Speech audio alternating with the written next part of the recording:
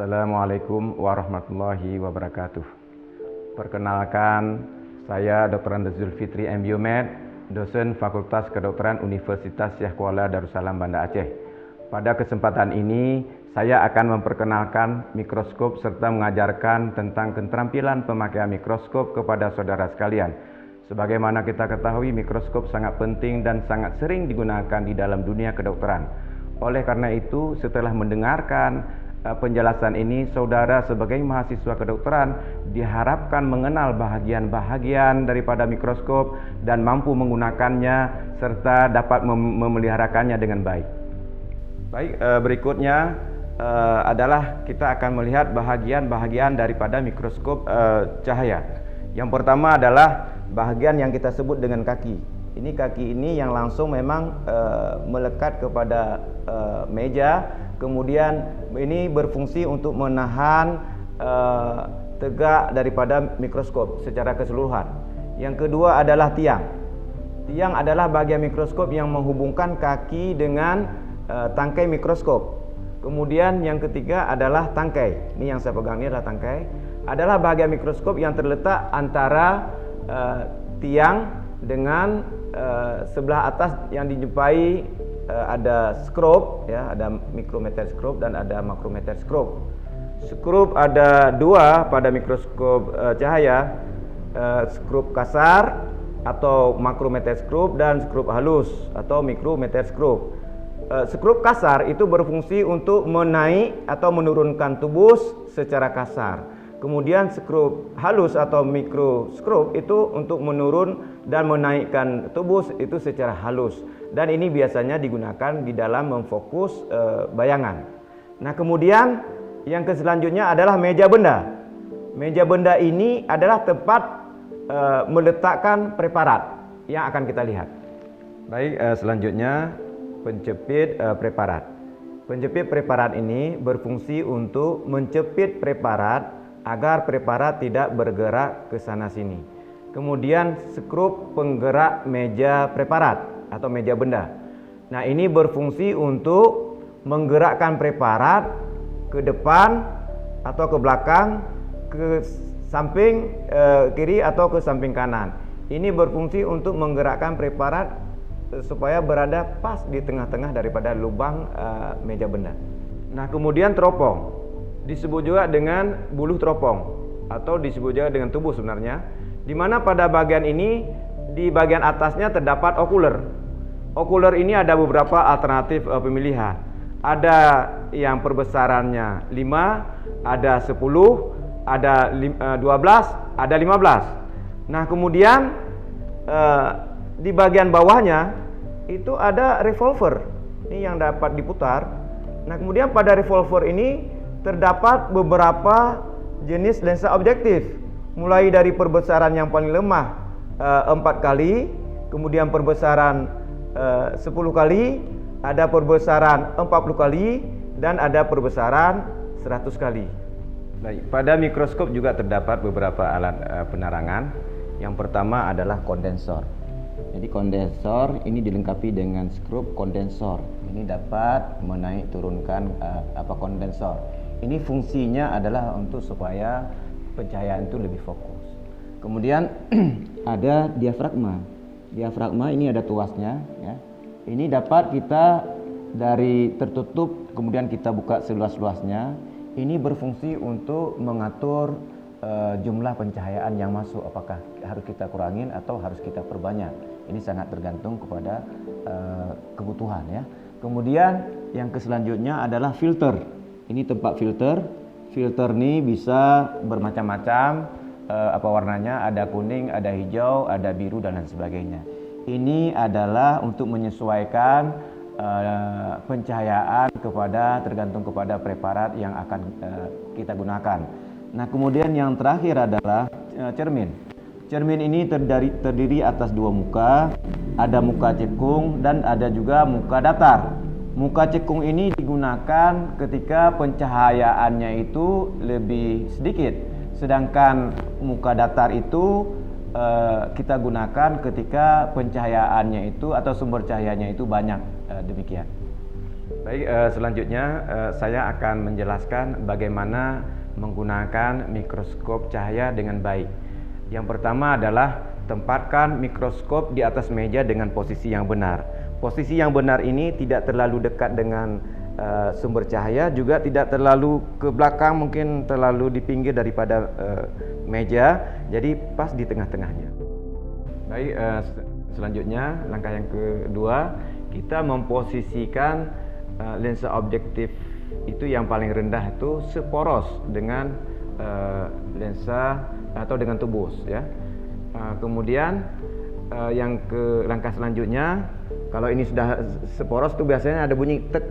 Kemudian kita buka diafragma selebar-lebarnya. Kita buka diafragmanya selebar-lebarnya. Nah, kemudian kita atur posisi cermin. Karena di sini sumber cahayanya banyak, ya. Kita memilih cermin yang datar. Nah, ini kita memperkirakan nanti sumber dari sini itu dia akan membiaskan sinar itu ke arah kondensor. Nah, selanjutnya ambil preparat, kita tempatkan ke meja preparat. Nah, jangan lupa kita cepit supaya tidak bergeser, ya. Ya, sudah kita tempatkan preparat pada mejanya. Dengan menaikkan sedikit tadi, ya, sambil kita naikkan ini sedikit tubusnya supaya agak lebih memudahkan kita menempatkan. Lebih kurang 1/4 daripada tingginya tubus. Selanjutnya atur posisi preparat dengan menggerakkan skrup meja benda. Nah, ini dapat kita gerakkan dengan menggunakan skrup. Ini, ya, dapat kita gerakkan ini dengan supaya preparatnya itu pas berada di tengah-tengah daripada lubang meja benda. Nah, ya, kalau memang tadi agak ke kanan, kita gerakkan lagi ke kiri sedikit. Nah, ini sudah. Kemudian kita atur lagi cermin. Cermin kita atur, ya, supaya betul-betul nanti sinarnya yang dari sini itu masuk ke melintasi daripada preparat. Nah, kemudian kita setel lagi diafragmanya, ya, diafragma kita setel. Kemudian kondensor kita turunkan lagi berapa kebutuhannya, mungkin untuk dapat kita lihat apakah sudah sinarnya sudah masuk dengan bagus, ya. Kemudian preparatnya sudah nampak. Nah, kemudian kita mencari bayangan ini dengan menggunakan objektif yang paling rendah, ya. Nah, kita turunkan untuk lihat objektif yang paling rendah. Nah, tadi pada perbesaran yang paling lemah sudah dapat gambaran preparat itu yang fokus. Nah, kemudian sekarang kita ganti ke perbesaran yang lebih besar, ya, ke yang ke-10, ya.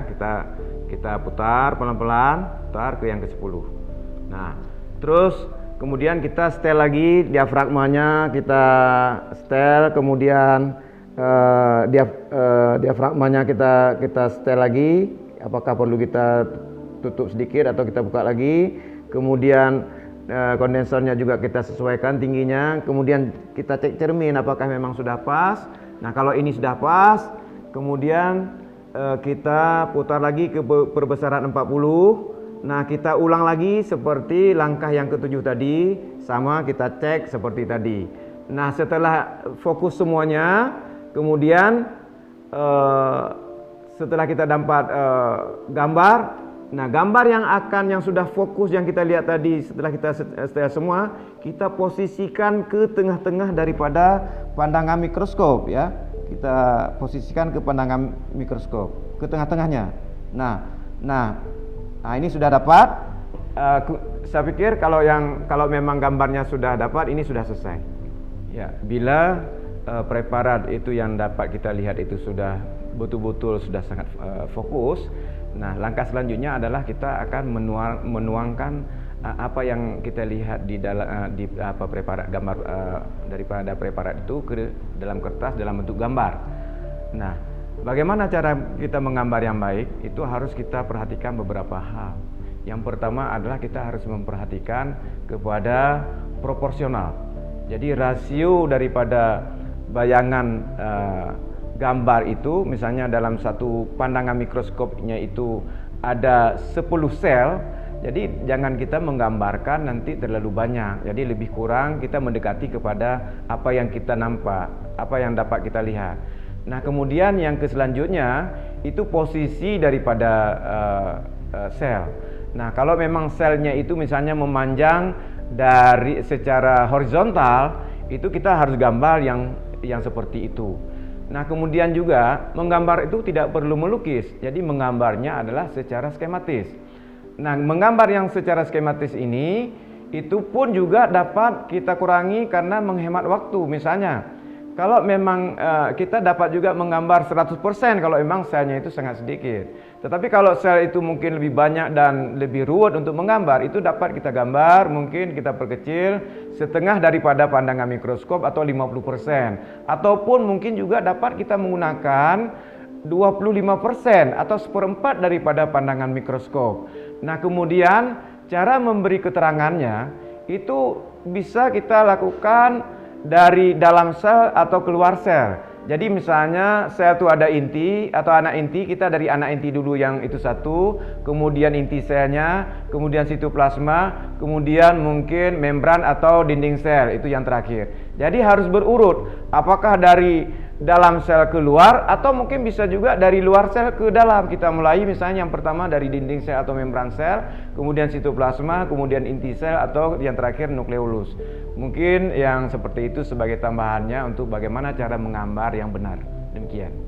Baik, untuk memelihara atau mencegah kecelakaan dalam menggunakan mikroskop, kita ada beberapa hal yang harus kita perhatikan. Yang pertama adalah cara memegang mikroskop. Memegang mikroskop dengan benar adalah yang seperti ini. Kita pegang di tangkainya dan kita topang di kakinya.